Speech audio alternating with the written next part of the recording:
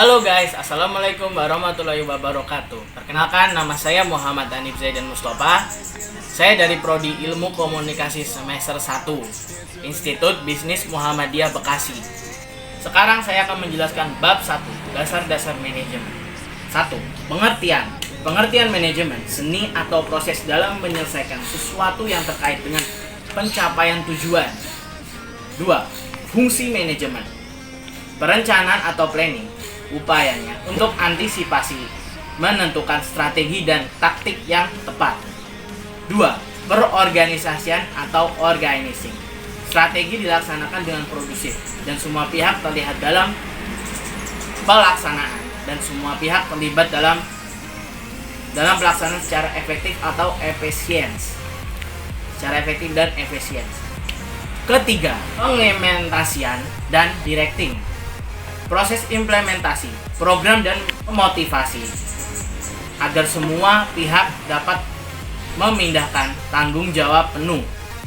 Yang keempat, pengendalian dan controlling, pengawasan. Memastikan seluruh kegiatan telah direncanakan, diorganisasikan dan diimplementasikan sesuai tepat. 3. Fungsi organisasi. 1. Manajemen SDM untuk memperoleh SDM yang baik. 2. Manajemen produksi, menghasilkan produksi sesuai standar. Dan 3. Manajemen pemasaran, apa yang dibutuhkan konsumen dan cara penentuannya. Keempat, manajemen keuangan, kegiatan mencapai suatu keuangan. Dan yang kelima, manajemen informasi, memastikan bisnis bertahan hingga jangka panjang. Bab 2. Manajer dalam kegiatan manajemen. Oke, saya jelaskan pengertian manajer dulu. Orang yang melakukan kegiatan manajemen bertanggung jawab secara langsung untuk menghasilkan kegiatan dalam organisasi dijalankan seluruh. 2. Keahlian manajemen. 1. Manajemen global. Keahlian manajemen yang tidak hanya fokus di satu keadaan negara, tapi juga lintas negara, bahkan budaya. 2. Teknologi.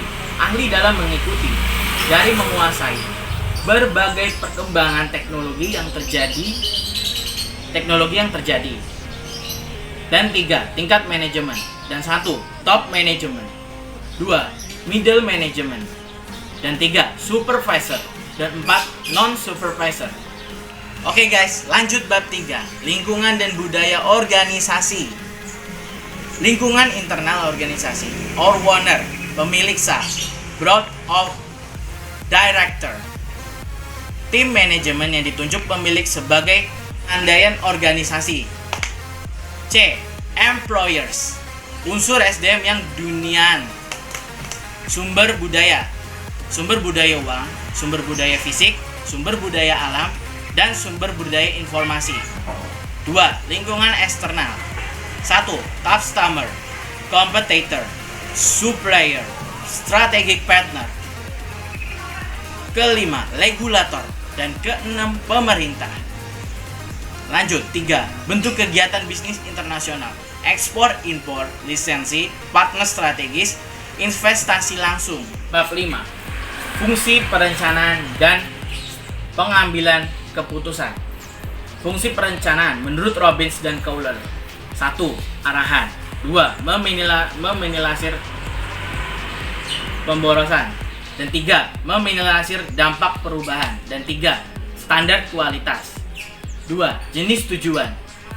1. Tujuan strategis. Dan 2. Tujuan praktis. Dan 3. Tujuan operasional. 3. Alat bantu perencanaan. Flowchart,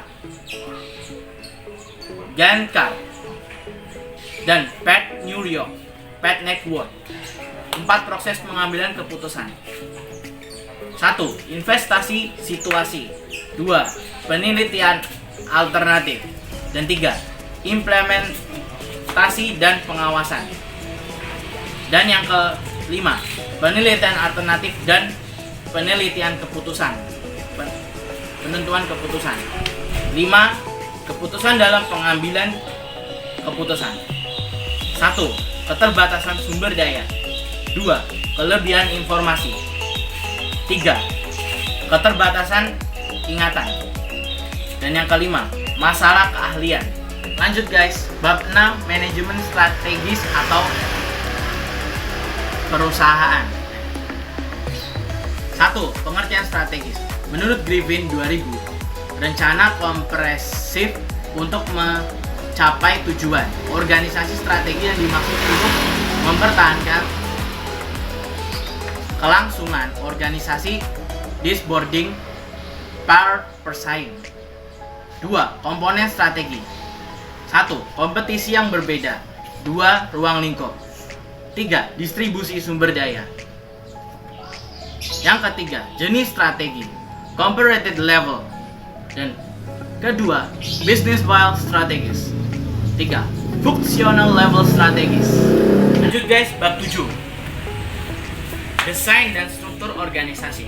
Konsep dasar organisasi. Manajer mengalokasikan keseluruhan sumber daya organisasi sesuai rencana yang dibuat berdasarkan kerangka kerja organisasi tertentu.